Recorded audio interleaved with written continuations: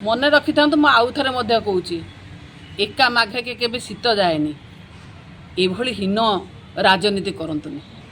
धर्मेंद्र प्रधान को घर तो संबलपुर नुहे, आपणकर केन्द्रापड़ा सांसद घर तो केन्द्रापड़ा नुहे, आपणकर जेतिके आपण देखिबे कहबे किंतु सेई जगह रे खुद संबित पात्रंकर घर तो पुरी नुहे, मोदी घर तो वाराणसी नुहे। जति सेमिति हेई पारुचे आपण तो निजे निज दलरु प्रार्थी पाइलेनी, आपणकर से अधिकार नहीं कहिबार किए कोठी हेबो।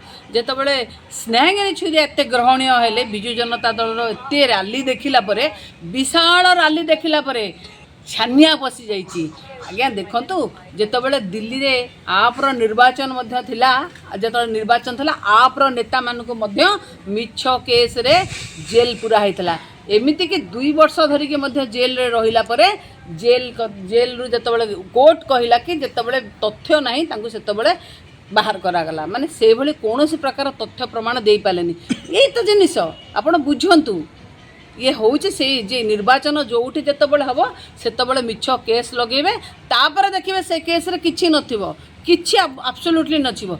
आपण थरे पचारंतु ना जे Dambaru N डंबरूधर Reddy 53 number zone रो एक जिला परिषद मेंबर कहा ना कही कहा ना रे चिठी लिखिदे प्रधानमंत्री की मुख्यमंत्री की जे विभूति जेना एक केस रे कोठी ना कोठी प्रभावित करेंगे, माने तदंत प्रभावित करेंगे, तांको काउंसिल्स ऑफ मिनिस्टर को ड्रॉप करा जाओ करथिले कि तदंत परिसरभुक्त को आनी कि आनी नांती।